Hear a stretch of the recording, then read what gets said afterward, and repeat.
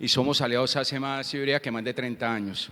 O sea, el compromiso del Banco de Occidente, inicialmente con Leasing de Occidente cuando era una unidad separada y hoy unido al banco, o sea, nosotros tenemos un historial muy largo. Historial y es importante y pertinente, ¿por qué? Porque el negocio del transporte es un negocio muy particular. Aquí no solamente uno necesita colocar el logo, que el logo es lo de menos. Aquí lo que necesita uno es entender las dinámicas del negocio y entender que el negocio tiene sus ciclos y entender los problemas de renovación de flotas y entender cómo evolucionan los balances de los clientes. Y yo creo que una de las cosas que nosotros somos el segundo leasing en el mercado, muy importante en el sector transporte, es precisamente porque hemos logrado visualizar y entender el negocio de ustedes. Bueno, hoy nos toca una tarea, la tarea que nos han puesto es que hablemos de economía. Y vamos a hablar un poco, pues para efectos de que sea ilustrativo para ustedes, vamos a hablar un poquito del panorama global, luego bajamos a la TAM, luego bajamos al país y luego bajamos al sector. Eso es lo que vamos a hacer junto con David. Yo voy a hacer una presentacioncita pequeña y le doy la palabra a David para que la amplíe, o sea, para que sea un conversatorio chévere e ilustrativo para todos. Bueno, primero que todo estamos hablando del mundo. El mundo tiene dinámicas muy fuertes, pero tiene cosas a favor. Primero me voy a concentrar en lo que tenemos a favor. Primero, o sea, venimos de un mundo donde la inflación, o sea, llegamos a tener inflaciones del 8.8 en promedio anual del año 22 y hoy está alrededor del 4% a nivel mundial. Eso ya de por sí es un gran logro como mundo. Y lo mismo pasa en el caso de Colombia, porque lo peor que podemos tener uno como país o como región o como el mundo es que tengamos altas tasas de inflación. Lo segundo que es destacado igualmente son, así como se ha caído las tasas de interés, así como se ha caído la inflación, se ha caído las tasas de interés en el mundo. En Europa se han caído 100 puntos básicos, en Estados Unidos bajaron del 5.5 al 4.5 y ahorita en expectativa del 4%, que es muy importante para nosotros, porque Colombia, desafortunadamente, Colombia no se puede desanclar mucho de Estados Unidos, porque a la hora que se desancle, ¡tum!, sube la tasa de interés, la tasa de cambio, perdón. Tercero, sentimos que el crecimiento global, tenemos un 2.8, no es ideal, pero con expectativa del 3.3 en el año entrante. Entonces, eso también es un elemento a favor.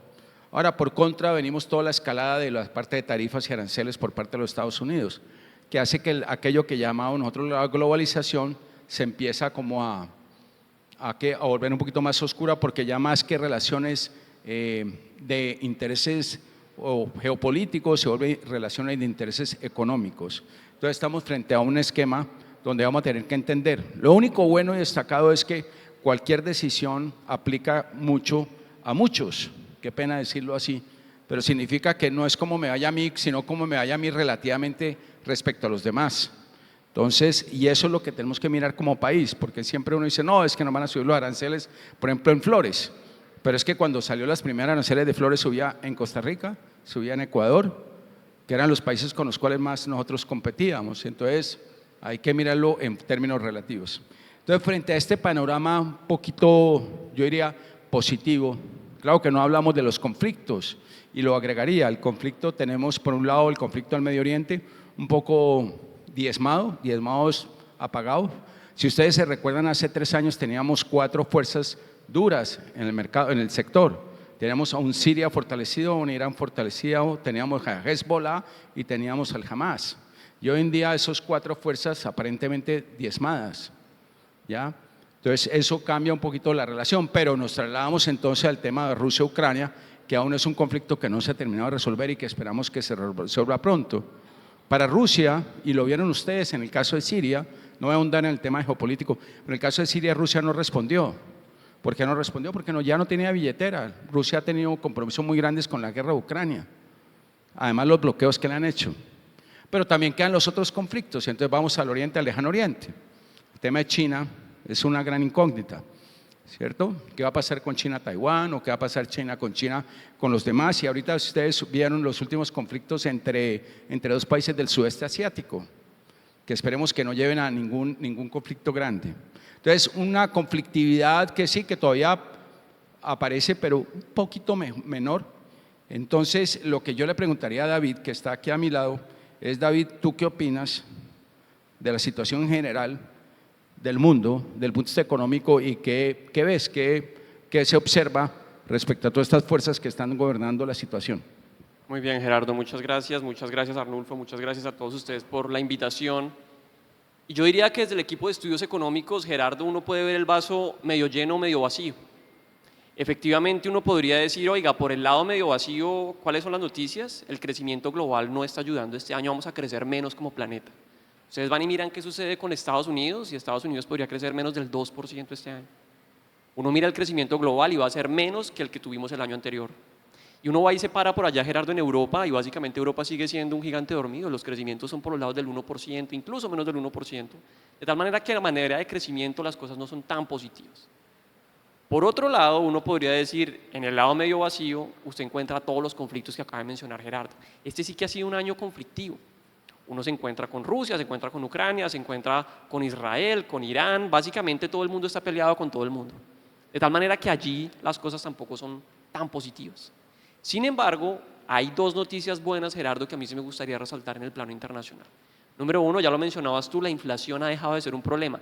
La inflación hace un par de años fue la inflación más alta desde 1970. Hace 50 años no habíamos visto una inflación tan elevada en los Estados Unidos, en Reino Unido, en Europa. Si usted se iba para Europa cualquier día por allá del 2021, 2020, antes de la pandemia, la misma Coca-Cola que usted se tomaba hace 5 años, 10 años le costaba el mismo euro 50. Ahora eso ya no le cuesta euro 50 ni un euro, le vale 2 o 3, porque la inflación se disparó al nivel más alto, como les decía, desde 1970.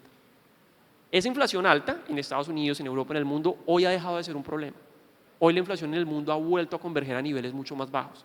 Ustedes encuentran que Estados Unidos tiene inflaciones más cercanas al 3%, se encuentran que los chilenos que se quejaban de una inflación cercana al 10%, hoy tienen inflaciones más parecidas al 5%, e incluso en Colombia, ustedes recordarán, vivimos inflaciones del 13%, algo que usted no veía por allá desde noviembre del 99%, y hoy tenemos inflaciones en Colombia por debajo del 5%. De tal manera que en el vaso medio lleno usted puede decir la inflación ha dejado de ser un problema, y por otro lado, algo que es muy importante, Gerardo, para nuestros amigos transportadores, las tasas de interés. Las tasas de interés efectivamente han venido bajando con mucha fuerza. Piensen ustedes que en Estados Unidos tuvimos tasas de interés al 5,50%. Han bajado un punto completo. Eso es una bestialidad en tasas de interés en Estados Unidos. En Colombia, ustedes lo han visto también, alcanzamos a estar al 13,25%. Y hoy tenemos 4 puntos porcentuales más abajo, con perspectivas, Gerardo, de que bajen incluso mucho más de cara a los próximos meses, en Colombia y en el mundo. En Chile, misma historia, las tasas se han dividido a la mitad, lo mismo le pasa a los mexicanos. De tal manera que por el lado positivo yo les diría, las cosas están andando bien en términos de reducción de tasas de interés, y eso va a ayudar al proceso de recuperación. Incluso acá en Colombia, en la medida que sigan recortándose las tasas de interés, vamos a converger hacia una economía que crece más. Y también por el lado de la inflación las cosas son positivas, porque se ha dividido a la mitad la inflación en el mundo y se ha dividido más que a la mitad en Colombia. Sin embargo, pues por supuesto los retos están presentes. Ya lo mencionábamos, un crecimiento que todavía no termina de convencer en el mundo, en América Latina y en Colombia, y por el otro lado los conflictos que están a la orden del día. Tú dices, sí, efectivamente están mucho más diezmadas esas fuerzas en Medio Oriente, pero todavía no se han terminado esas guerras y sigue siendo un motivo de preocupación. Ese yo diría, Gerardo, que es como el gran balance en el escenario internacional. Uno lo puede ver desde el vaso medio lleno, medio vacío. Entiendo que tú tienes una visión un poco más optimista, ¿no? Un poco más medianamente optimista en materia de recuperación más adelante, pero uno podría decir tiene noticias buenas, noticias malas, mezcladas entre sí. Muy bien, David. Bueno, ahorita viajemos un poco al contexto de Latinoamérica. Latinoamérica tiene una particularidad: nosotros no tenemos ningún conflicto. Si usted va a Asia o va al Medio Oriente, usted encuentra conflictos por todas partes, pero viene a Latinoamérica y no tenemos conflictos. Lo segundo que nos caracteriza a Latinoamérica es que los bienes primarios han venido subiendo. Y estoy hablando aún del petróleo, pero ahora está en 70, bajó a 68, pero el año pasado está como en 57. O usted coja el oro está 1.5 veces más de lo que estaba hace 2 años. O coja el café está 2 veces más de lo que estaba. Recuerden cuando el café era 1.40 y ahorita está en $3 la libra. O coja la palma africana estaba en $300 el kilo, la tonelada, perdón, y hoy está casi en $900. O coja el El cacao está en $3.000 la tonelada y está en 9.000. O sea, estamos hablando de un ciclo de commodities bastante favorable que a Latinoamérica le sirve mucho. Es poderoso. Lo tercero, Latinoamérica, podríamos decir que viene un ciclo político que yo creo vamos a ver cómo evoluciona, porque vienen elecciones en Perú, vienen elecciones en Chile, vienen elecciones en Brasil y vienen elecciones en Colombia. En Chile ustedes lo saben, el primer candidato es de extrema derecha, perdón, es de derecha. El segundo es de extrema derecha, el tercero es de extrema derecha, ¿ya? Cosa que diría uno que es el péndulo que se devuelve. En Perú todavía ha estado bastante enredado el tema, hay mucho candidato de derecha muy parecido a lo que pasa en Colombia. Ya Brasil viene, todavía es una expectativa, y viene nuestro querido país Colombia en el 2026, que no voy a entrar en detalles. Pero sí nota uno que Latinoamérica como que tiene un mejor panorama, tendería a tener un mejor panorama. Ahora, Latinoamérica tiene dos ejes, el eje Colombia y algunos países, y Centroamérica ligado mucho al país del norte, y el otro ligado al país de Asia. O sea, son dos ejes que tienen una evolución importante. Sí, Estados Unidos no va a crecer lo que se pensaba que podía crecer, y el sudeste asiático sí está creciendo en forma importante, o India, China y todo el sudeste. Entonces uno diría que el panorama es más o menos bueno. ¿Usted qué pensaría, David, al respecto? Gerardo, yo aquí te diría que en América Latina nosotros somos unos convencidos que estamos en el lugar que hay que estar. América Latina es una región que en este momento le está vendiendo al mundo lo que el mundo quiere comprar. El mundo está queriendo comprar materias primas, eso se ve reflejado en los precios. Ustedes ya, Gerardo les contó: oro, petróleo, cobre, níquel, la materia prima que quieran está subiendo como loca desde hace un par de años. Gerardo, las mejores monedas del mundo en el 2022 fueron en su orden: el peso mexicano, el real brasileño, el peso colombiano, estuvo por allí en el 2021, en el 2022, después de las elecciones nos destrozaron, fuimos una de las monedas que más perdió, pero las mejores monedas de América Latina, las mejores monedas del mundo, perdón, fueron monedas de América Latina. Las mejores monedas de América Latina, Gerardo, en el 2023, en su orden, el peso colombiano. Todo lo que ha perdido en el 22, la mejor moneda del planeta en el 23, ustedes la tienen en sus bolsillos, el peso colombiano. Y después del peso colombiano, el real brasileño, el peso mexicano, el peso chileno. En el 24 éramos las mejores monedas del mundo. Llegan las elecciones en México, cambian las cosas en México, no solamente por el lado del gobierno, sino también el aparato judicial, porque se desempolva una reforma que ustedes habrán visto en medios de comunicación. Aquí nuestros amigos de Red más claramente la comentaron. Lo que terminó sucediendo en México es que básicamente el gobierno gana la presidencia, digamos, de nuevo sigue la izquierda, pero también ganan el legislativo y pasan una reforma, que es la reforma judicial, en donde hoy en México los jueces y los magistrados se eligen por voto popular. De tal manera, Gerardo, que después de que era la mejor moneda del mundo, México se devuelve y América Latina se devuelve. 2022 las mejores monedas del mundo, 23 las mejores monedas del mundo, en el 24 nos castigaron, este año de nuevo somos de las mejores monedas del planeta. De tal manera que lo que está sucediendo es que el mundo nos quiere comprar. Y eso se ve reflejado en los precios en las materias primas, eso se ve reflejado en las inversiones que están llegando y en otra palabra que ha sido muy importante en estos últimos años, que a nosotros sí que nos gusta, que es el nearshoring. Cómo la producción se ha visto realocando, se ha movido desde Asia, desde China, que es donde estuvo por allá en los 2000. A mí me encanta, Gerardo, contar una historia, y es que se la digo a mis estudiantes.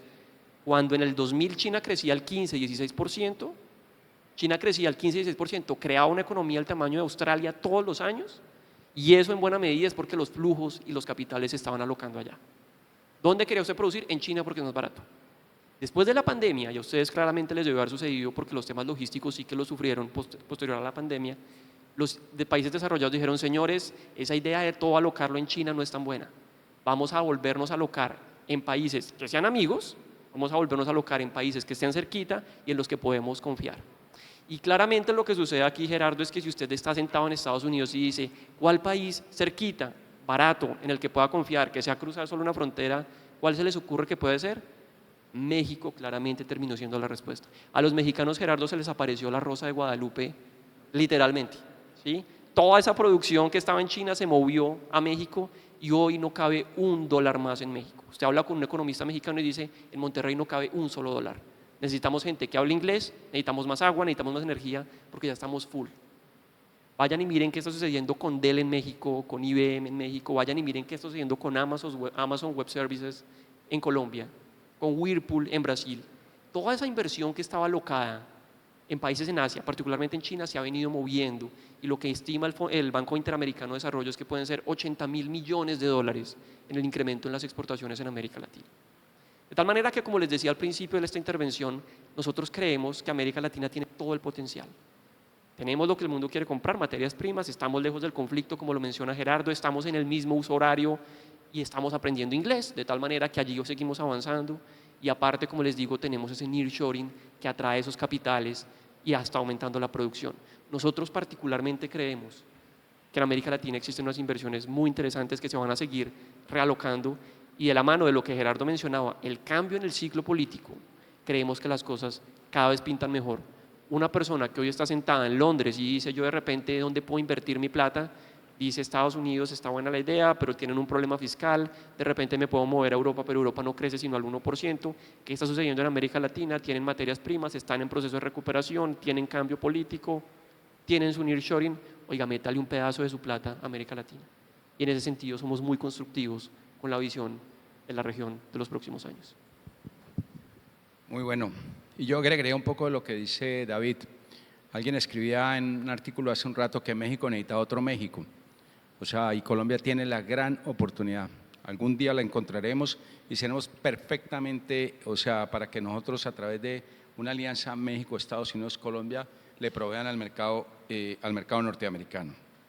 Bueno, saltemos entonces a Colombia. Voy a hablar primero de las noticias positivas y luego me concentro en la negativa. Positivo, el crecimiento del PIB. ¿Quién lo creyera? Pero vamos a crecer el 2.8 este año y veníamos del 1.6 y el pronóstico para el año entrante es del 3.2, punto a favor. Punto a favor la inflación. La inflación ya, que es una cosa, un hito, haber roto el límite del 5%, eso es una perspectiva bastante buena y Dios quiera que nos acerquemos al 4,5. Yo no creo que estemos en el rango meta del República, es el 2,4, entre el 2 y el 4, pero entre más nos acerquemos mucho mejor para el país, definitivamente. Lo tercero, que yo creo que también es destacado, las tasas de interés no han bajado lo suficiente y yo les quiero aclarar a todos, en el caso nuestro como representantes del Banco Occidente, a nosotros no nos sirven las tasas altas. Alguien diría, no, pero es que usted la tasa alta cobra más. No, porque a mí me toca pagarle más también a los depositantes. Y a nosotros no nos interesa porque tasas altas no son buenas para la economía. Baja la expectativa de crecimiento, baja el deseo de la gente de invertir y además compromete sectores. No es nada bueno. Pero bueno, estuvimos en el 13.25 y el 9.25, o sea, hemos bajado 400 básicos y esperamos, el próxima semana, ¿no? El jueves. Baja el jueves 25 básicos. Quisiéramos que bajara por debajo del 8, pero pues la expectativa es que estén alrededor del 8.25, entre el 8 y el 8.25. Ideal haber sido el 6. En octubre, cuando pronosticábamos la tasa del República, nosotros pensamos que iba a llegar al 6.25. Qué vaina, lástima. Lo cuarto, el sistema financiero. El sistema financiero está mucho más sólido. Ustedes recordaban cuando iniciamos el 2024, 11 bancos perdían. Hoy en día es alrededor de 5 bancos. O sea, la situación se ha tranquilizado al punto de vista del sistema financiero. ¿Y por qué perdían? Es simplemente por una combinación de dos cosas. Número uno, porque los bancos que colocaron en consumo colocaron a tasa fija. Y recuerden cuando las tasas estuvieron en el año 21, en el 1.75 la tasa del República. Entonces colocaban al 7, al 8, habían hipotecas al 8, a 20 años o 30 años. ¿Y qué pasó? Que usted ponía la plata al 8, pero los CET, ¿ustedes recuerdan cuando el CET llegó al 16 y al 17 en marzo del 23? O sea, eso fue una época chévere de los CETs. Entonces, ¿qué pasa con un banco que coloca barato, pero le toca captar caro? Pues ahí hubo las pérdidas, por un lado. Y por otro lado, ¿qué pasó con la morosidad de la cartera? Pues se disparó, porque también cuando uno tenía tasas del 7 o el 8 o el 9, una cosa era la cuota, pero cuando se subieron al 17, 18, 19 o 20 era otra la situación. Ya esa situación ya está superada. Ya los bancos, las previsiones de los bancos de consumo, en las líneas de consumo ya las superamos. Entonces por eso empiezan otra vez a normalizarse la situación financiera. De tal manera que eso son todas noticias positivas. Pero ahí sí hay una noticia negativa, que es el déficit fiscal, que es el tema que a muchos preocupa, ¿ya? Y que es que el gobierno está gastando más de lo que recibe en un momento dado y crea déficits que no son sanos a largo plazo. Eso pues sí, es un tema delicado y lo cual pues sí nos preocupa a varios porque pues cómo puede ser el desenvolvimiento del tema. Así que yo sobre el tema del país, sí David, me gustaría escuchar su opinión sobre los temas positivos y el tema negativo. Pues bueno, Gerardo, yo aquí qué te digo, yo creo que uno podría decir que ya cesó la horrible noche en el caso de Colombia. Porque fíjense ustedes que Colombia, después de la pandemia nos llevó al peor crecimiento en la historia reciente del país. La economía se contrajo 7%. Después de que nos contrajimos 7% en el 2021, vamos en el 2022 y anotamos un crecimiento del 11%, el mejor crecimiento en América Latina en el 22. Y después, en el 2023, volvimos a registrar un crecimiento muy bueno, 7%. De nuevo, la mejor economía de América Latina.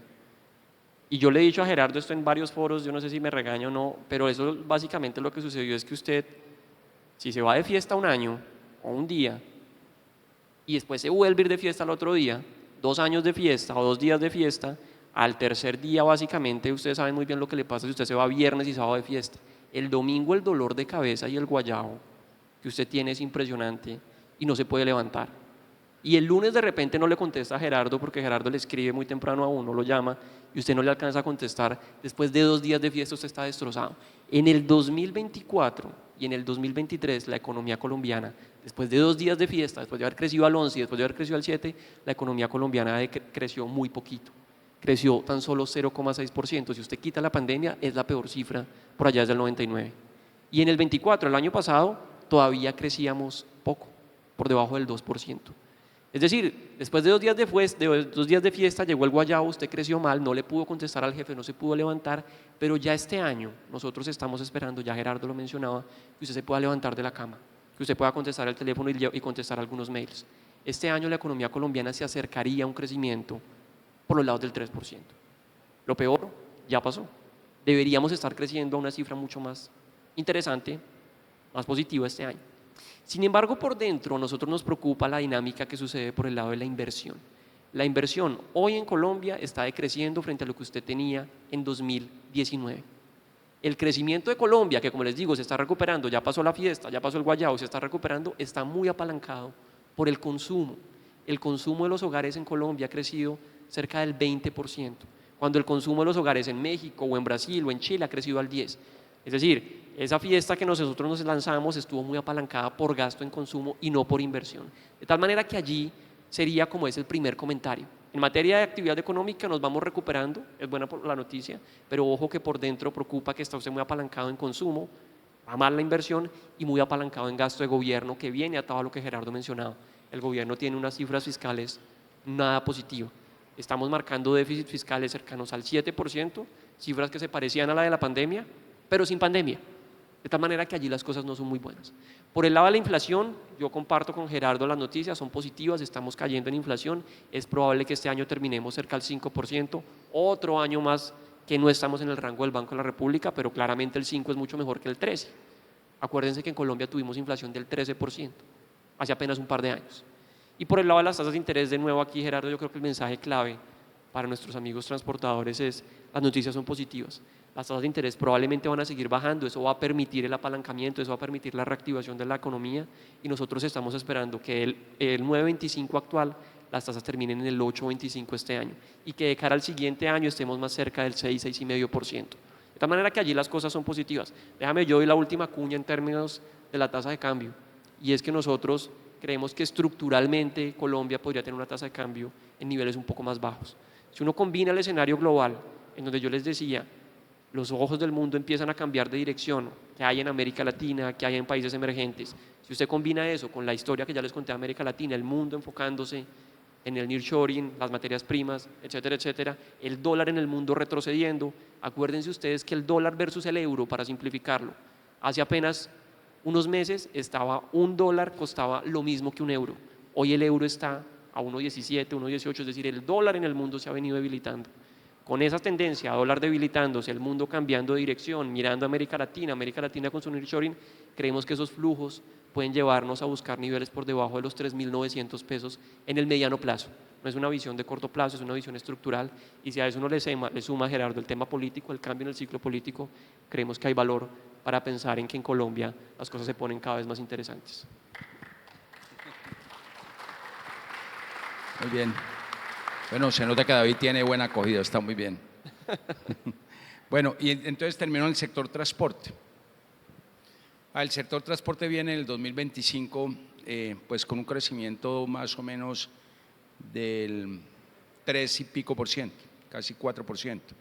Efectivamente, y usted lo mira, por ejemplo, en la parte de importaciones. Los importados se han venido, en la balanza comercial, o sea, se ha ampliado la brecha entre exportaciones e importaciones. Y eso está ligado también con el tema de las tasas de interés. Cuando usted mira el sector de comercio y uno ve que el comercio y la confianza de los empresarios en el comercio viene creciendo, ¿cierto?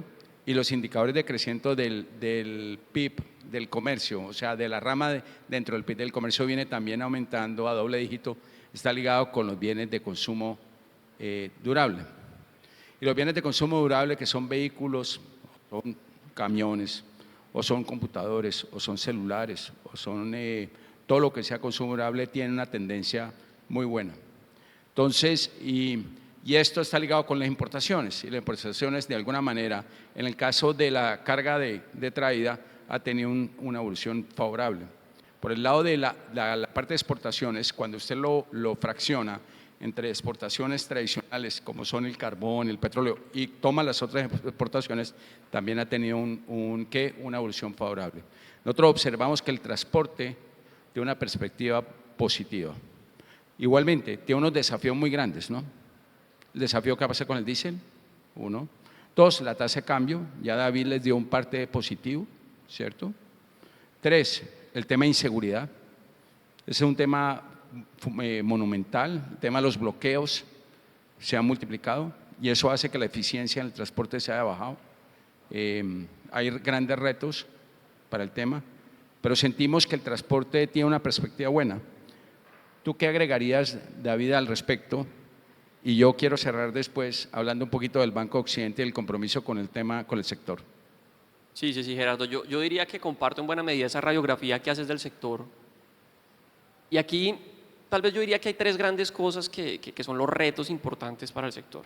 Uno, la vetustez que ustedes ya han visto del aparato productivo en el sector, y es que básicamente pues tiene cerca de 15 años, 20 años los camiones en Colombia, de tal manera que allá sí que hay un reto en esa renovación. El presidente lo mencionaba hace unos minutos, hace unos días, lo vi en una entrevista donde decía ese es uno de los retos importantes del sector transportador, esa renovación del parque automotor, y claramente pues eso tiene que estar atado también a esas condiciones de tasa de cambio. A mí la otra que me llama mucho la atención también, Gerardo, es la seguridad. Hubo un estudio que publicó Latinbarómetro para América Latina, en donde lo que muestra es, le hacen la pregunta a muchos clientes, a muchos inversionistas y a muchos opinadores en cada uno de los países de la región. ¿Cuál para usted es la principal fuente de preocupación de su país? En Colombia, la principal fuente de preocupación es, número uno, con más del 30%, el manejo del gobierno. Eso es lo que está punteando en Colombia. Y en segundo lugar, la seguridad. De tal manera que allí lo que uno encuentra esto no es solamente una cosa de una opinión de la gente, que lo que usted comenta en las calles, no, esto es una cosa que efectivamente ha venido cambiando, es una fuente de preocupación y es una cosa que los inversionistas están mirando. De tal manera que allí lo que uno diría, Gerardo, es retos para el sector, renovación del parque automotor. 15, 20 años, pues son unas cifras importantes y allí tendrá que haber mucho trabajo en el mediano plazo. Número dos, la seguridad. Y número tres, de nuevo aquí me pego a la entrevista que Arnulfo daba a unos medios de comunicación el día de ayer. En Colombia de repente uno dice, no, es que el problema es que hay muchos camiones, pero realmente puede que el problema es que falte es más bien producción. Y si usted está creciendo por debajo del 3%, usted lo que necesita es, Gerardo, hablar de crecer, no de decrecer, ojo, hablar de crecer. Y efectivamente es muy importante que la economía colombiana vaya y busque el potencial, crecimientos cercanos al 3,5%, ojalá por encima del 3,5%, para que efectivamente pues el sector transportador pueda seguir creciendo y pueda seguir apalancando el proceso de recuperación económica. De tal manera que yo les diría que a modo de grandes retos en el mediano plazo, me quedaría con la renovación del parque automotor, que tiene que ver con la tasa de cambio. Número uno, la seguridad, cambio muy importante que uno tendría que volver a esos cimientos importantísimos de la seguridad. Y número tres, cada vez más producción de la economía, le conviene a todo el mundo y particularmente al sector transportador. Yo ahí lo dejaría y te daría el paso, Gerardo, pues para esta última pregunta, que es básicamente cómo desde el banco nosotros estamos apoyando al sector, cuáles son los planes que estamos teniendo para el sector y un mensaje final que le queremos dejar a nuestros amigos empresarios en esta oportunidad. Sí, yo lo resumiría en el tamaño de los carteles que están aquí presentes. Si ustedes observan nuestro despliegue en este foro, o en este evento, muestra el compromiso que nosotros tenemos como que queremos tener el Banco Occidente con el sector. Nosotros tenemos una historia larga, una historia que nace de la creación del leasing de Occidente ya hace bastantes años, más de 25 años, y que luego lo fusionamos con el Banco Occidente. Alguien me decía por ahí, uy, lo peor que hicieron ustedes fue haberlo fusionado. Posiblemente sí, yo diría. Pero ya lo fusionamos, una historia que ya se tomaron las decisiones que hay. Nuestro interés definitivo es seguir creciendo en el sector. Nosotros tenemos en leasing más o menos colocado alrededor de 6,5 billones, en el sector de transporte más de 1 billón de pesos. Y otra cosa importante, somos líderes en la parte del leasing operativo, o sea, no solamente el leasing financiero, sino el leasing operativo, que para algunos clientes les parece interesante la línea del operativo y a nosotros nos interesa promocionarla. Además de que tenemos tenemos el beneficio del operativo hasta el año 28. El competidor nuestro se le vence en el año 27, así que tenemos para aprovecharlo. Y les quiero comentar, en general, las aprobaciones de crédito, el otorgamiento de crédito en las empresas del sector de transporte han sido todas muy bien recibidas y el banco ha querido acompañarlos. ¿Por qué? Volvemos al tema, porque conocemos el sector. El verdadero banquero no es un financiero, el verdadero banquero es el que tiene la visión del sector, el futuro del sector, las dinámicas del sector y entiende a los empresarios. Y eso es lo que nos distingue a nosotros. Si nosotros no tenemos eso, no deberíamos estar aquí. Pero como creemos que lo tenemos, por eso es que estamos y estamos de la forma de desplegar el nombre del Banco Occidente por todas partes, porque consideramos que los podemos acompañar en el crecimiento y fortalecimiento de sus empresas. Así que muchas gracias a todos, de parte de David, de parte mía, Gerardo Silva, y nos vemos el año entrante. Muchas gracias.